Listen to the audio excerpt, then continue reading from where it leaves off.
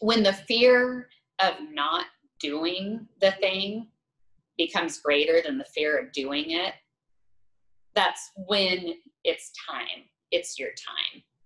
If you're just seeing your life slipping away and you're not doing anything about it, you know, it's like, hey, honey, you know, you've got one life here on this earth, as far as we know, this one human body that you're in right now, you know, why not make the best of it?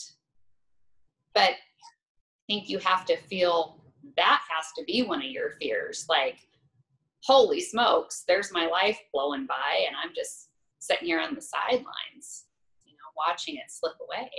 Don't do that. Get after it.